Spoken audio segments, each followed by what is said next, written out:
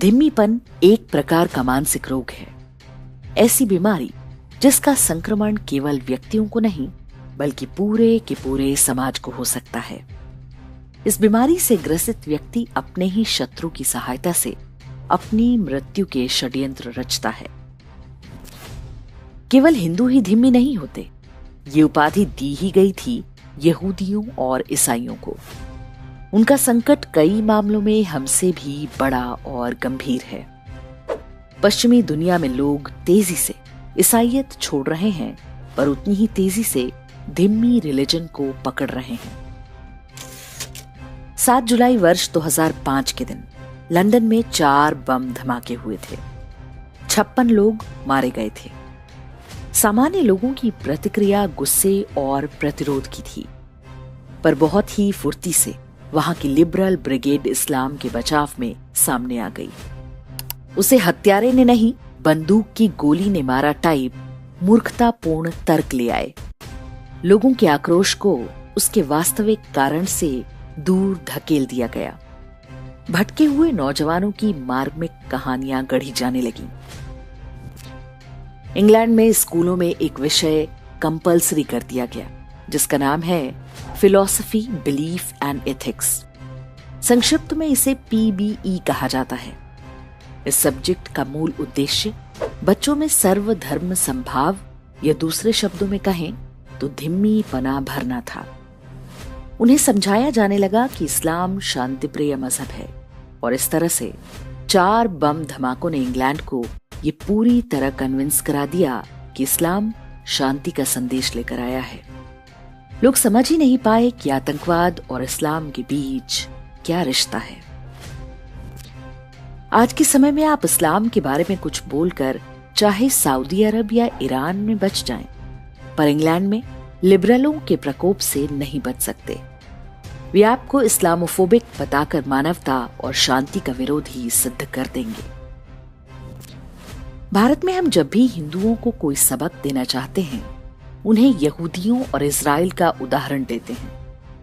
देखो उन्होंने कैसे अपने मजहब और मातृभूमि की रक्षा की। लेकिन इजराइल के बाहर रहने वाले यहूदी अक्सर घनघोर धिम्मी होते हैं। तो इंग्लैंड के स्कूलों में पढ़ाए जाने वाले PBE विषय में बताया जाता है कि कुरान कहती है कि अगर तुमने एक इंसान का कत्ल किया तो पूरी मानवता का कत्ल किया, और अगर एक इंसान की जान बचाई तो पूरी मानवता की जान बचाई। लेकिन इस आयत से ठीक बाद वाली 2 आयतें PBE की पुस्तकों में नहीं पढ़ाई जाती। आयत संख्या 33 बताती है कि जो भी तुमसे असहमत हों उनका कत्ल कर दो, या एक हाथ और दूसरी टांग काट दो। इसके बाद आयत 34 कहती है कि सिर्फ उन्हें ही रियायत मिलेगी जो उस धरती पर इस्लाम का कब्जा होने से पहले इस्लाम के साथ आए थे।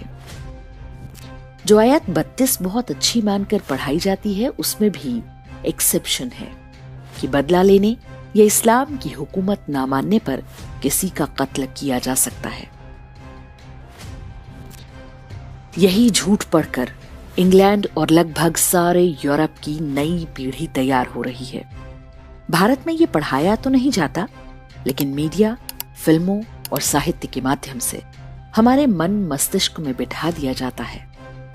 यहाँ तक कि जो हिंदुत्व की राजनीति करते हैं या हिंदू धर्म के गुरु हैं, वे भी बड़े विश्वास से दावा करते मिल जाएंगे कि इस्लाम शांति की शिक्षा देता है और पैगंबर साहब का जीवन मानवता के लिए एक मिसाल है। एक धिम्मी का सच उसका अपना नहीं होता। सच की पुष्टि के लिए वो इस्लाम का मुंह देखता है। जो इस्लाम सुनना चाहता है वो वही बोलता है, वही उसका सच हो जाता है। मनोविज्ञान के नियमों के अनुसार ये मानसिक रोग ही है। स्वयं को, अपने बच्चों को और अपने पूरे समाज को इस रोग से बचाएं।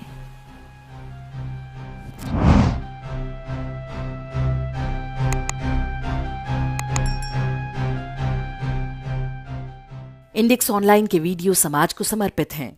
आप इनको डाउनलोड करके जैसे चाहे वैसे प्रयोग कर सकते हैं। चाहे तो आप हमारे टेलीग्राम चैनल से जुड़ सकते हैं। वहां सारे नए पुराने वीडियो आपको मिल जाएंगे। हमारे सोशल मीडिया लिंक हर वीडियो के डिस्क्रिप्शन में होते हैं। हमारा एकमात्र उद्देश्य हिंदू समाज को जागृत और एकजुट करना है। इसमें सहभागी बने। धन्यवाद।